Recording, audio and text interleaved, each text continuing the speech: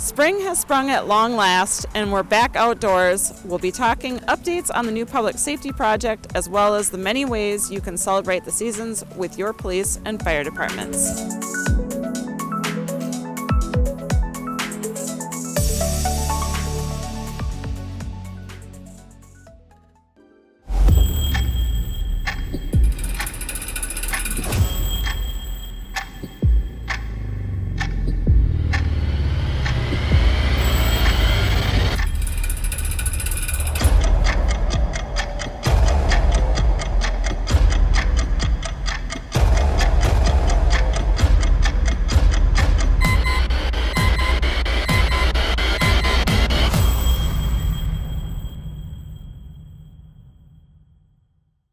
I'm Kurt Friesen. And I'm Tracy and it's happened. We're finally back outside, and what a great day. It's like 75 degrees. And we'll be talking outside the White Bear Lake Police and Fire Department because we're going to be talking with our city engineer about construction in a little bit.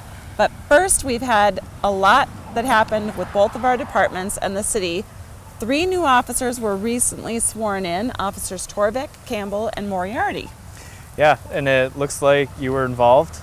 Tell the viewers about your role at the Honor Guard and why the Guard was present. Yeah, so it's a new tradition that the Honor Guard, we've had the Honor Guard just for a couple of years, and new tradition is that we are posting the colors, the flag, at the swearing in for them. So it's one of the things that we do. Coming up in May, we'll be doing the Law Enforcement Memorial too. So it's nice that you guys do that. Thank you. The departments also have our spring and summer lineup scheduled. We just celebrated one of our first events, the Easter egg hunt, of course. We had the snowstorm the Friday night before, so it changed plans a little bit. I was out there with the Easter Bunny. It was kind of like a drive-through Easter egg hunt. We were gonna throw eggs in the snow, but then Public Works wasn't able to get out there and clear out the snow because they were busy with downtown with that surprise snowfall. So. Yeah, no, that definitely adds a twist to your Easter egg hunt. It was fun though. We still had fun. And we've got more events coming up, right? Yes. So Touch a Truck for the fire for the police department. Yeah, May is Touch a Truck. We'll be there with one of our trucks at least, maybe 2. We'll see how the night goes. Fridays with firefighters. Fridays with firefighters start in June. Market Fest. We'll roll into 4th of July. Then we have Safety Camp and Night to Unite. Night to Unite, Safety Camp, yeah. So it's going to be a busy year. And and I'm sure there's a donuts something and coffee something that we'll do. Yeah, and then in October we have our annual open house at the fire department. So. And then it's winter again. We're back at it. So we're going to take a break, but City Engineer Paul Kauppi joins us when we return.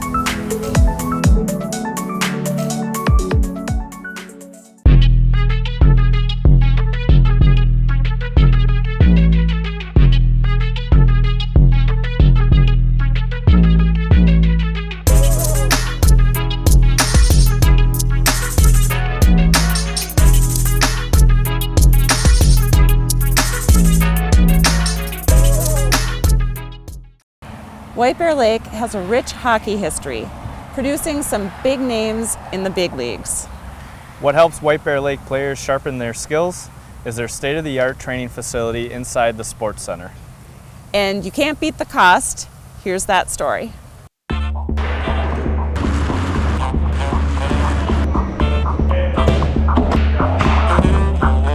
The kids are spoiled. What do you mean spoiled? Because they have all of this. We didn't have this. They can get tired because tired means they're working hard, but they can't get lazy. There's a big difference.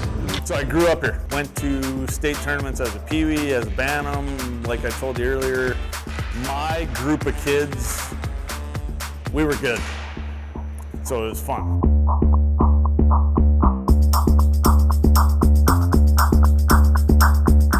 There's definitely facilities like ours, but they're all private gyms, private facilities, private training centers, I guess you'd say, that cost a lot of money. But here, the kids, they're paying for it a little bit out of their registration fee. It's free for them to use. They can come down and use it whenever they want, however they want, and as much as they want. Always helping us get better every day. So he's always around.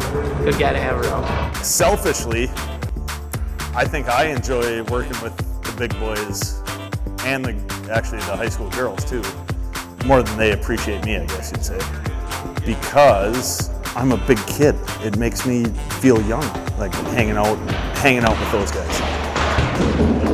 It's supposed to be fun. It's supposed to keep kids active, keep them busy, keep them out of trouble. And if they want to come down here and get better, then it's down here to East.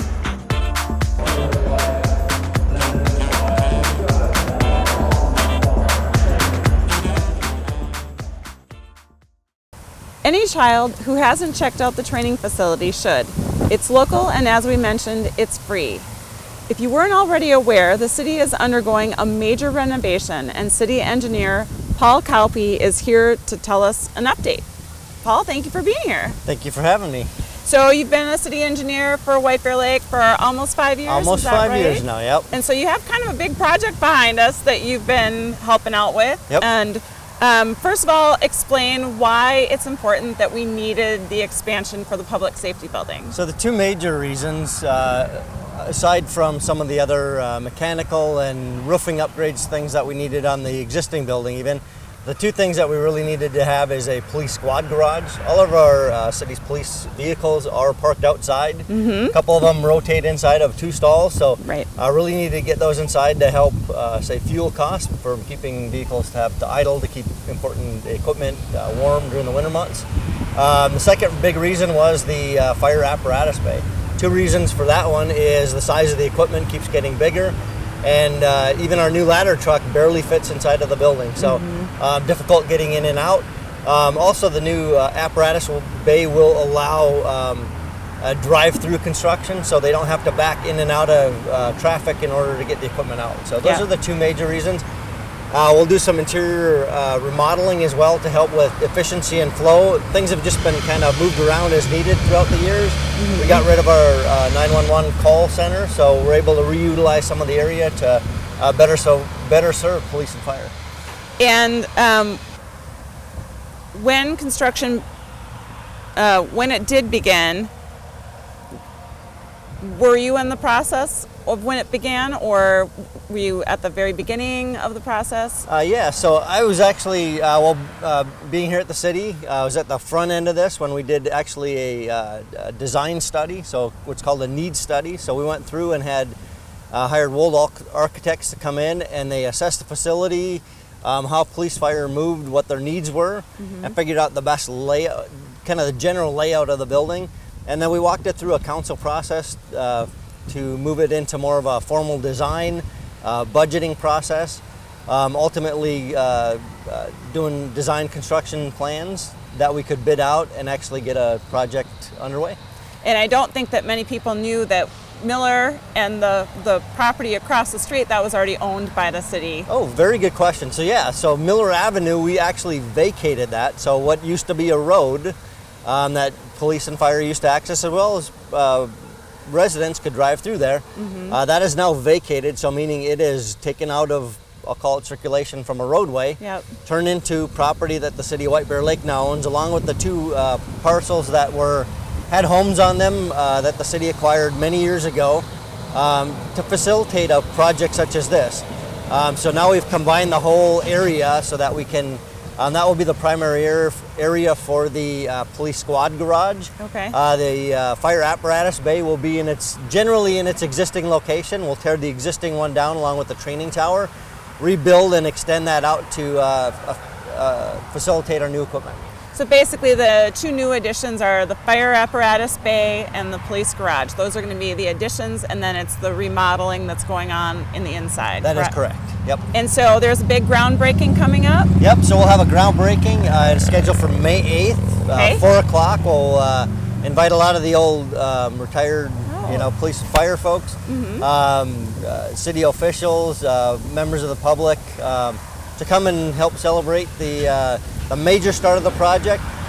We started back in March with some of the interior renovations, kind of unseen to the public. We're doing some utility upgrades for the electric service right now.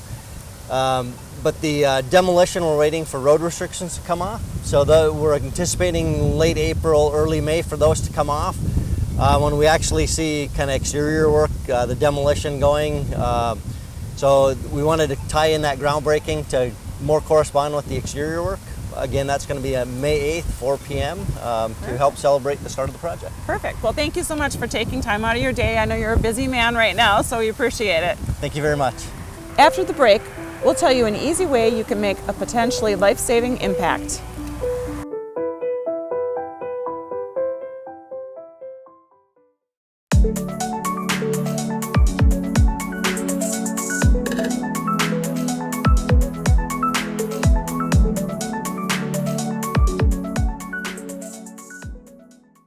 "17 people die each day waiting for an organ transplant."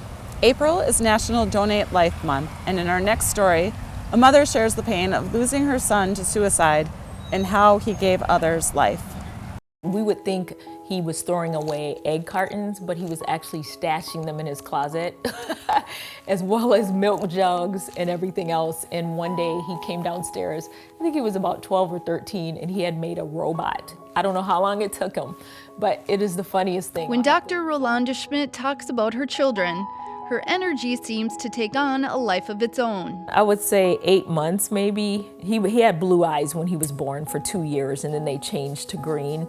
Much of her life is now spent talking about her youngest son, Giovanni. So there's Gino with my oldest, Gino with Roger's daughter when they were younger. Giovanni, 18 years old, was intelligent, wise, and living with autism. And Dr. Rowe, as many refer to her, says Gino was always pulling pranks and pushing buttons. I remember him getting his license, and it took him a while, probably 5 times because of the high-functioning autism that he lived with. But the 5th time he came home, the driver dropped him off, and he said, "Mom, I didn't make it." And I said, "Well, it's okay, Gino. We'll get it next time." He goes, "I'm kidding," So I was like, I just remember those times of him laughing. Getting his driver's license meant more than just a teenage rite of passage or a sense of freedom. It would eventually come to mean life for as many as 70 people. I went to go look for him, and I can speak to you calmly right now because I've been through trauma therapy for a year. But I went to find him, and he was hiding behind a door, balled over, like curled up, and he was crying like I had never seen him cry before. And I said, "Gino, what is wrong?" And I rubbed his back, and I told him that I loved him. And he said, "Who's on the phone, Mom?" Those were his last words to me. Dr. Rowe, on the phone with Giovanni's school, says she walked away from him to answer the door. The school had sent police to their home after his friends told school officials about text messages he'd sent saying he was planning to take his own life. Just moments later, she heard a loud bang. I don't know if they pulled Giovanni up, but I could hear his last 3 breaths, and that's just all I remember. And I'm like, it must have dawned on me. I said, "Gino," and I'm calling out his name. And it's just something you'll never, ever, ever forget. The police wouldn't let her back into the house, and she and her husband drove to the hospital, hearing almost immediately from the doctor that Giovanni wasn't going to survive. I held his hand, and it was just cold as ice. It was cold as ice. I was just like, wow. Like it's a feeling that as a parent, it's just something that you never want to go through. And it will haunt me, forever because I knew he was gone. Soon after, a nurse told her a representative from LifeSource, an organ procurement organization, was there to speak with them about Giovanni's organ donation. I looked at my husband and I'm like, "You're going to have to talk to them because I feel like I can't even breathe."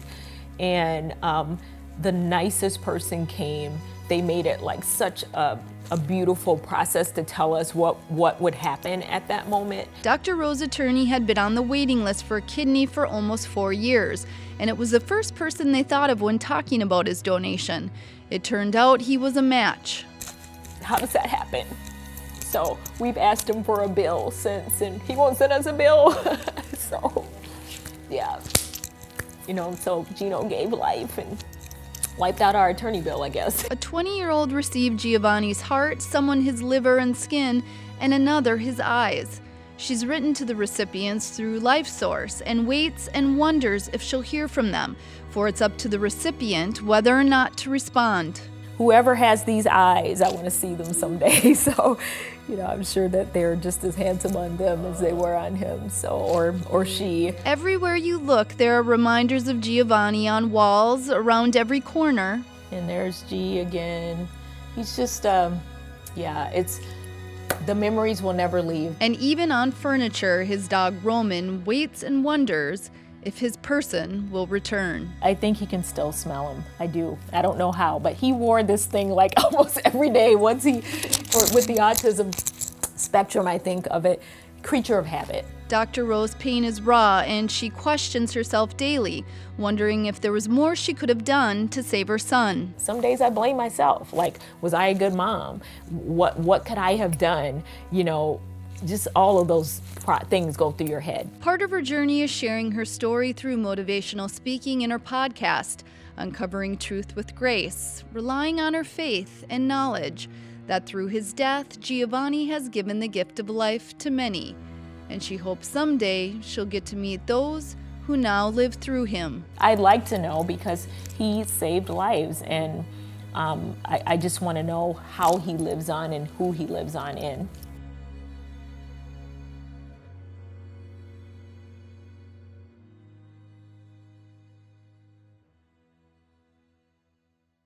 Donating is easy to do.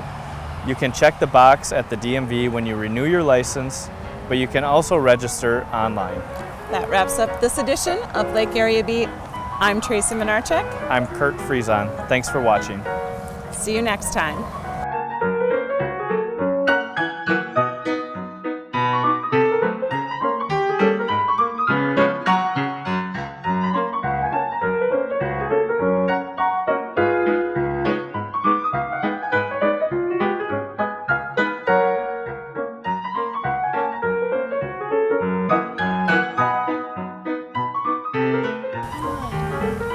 Well, that was just fantastic. That was wonderful.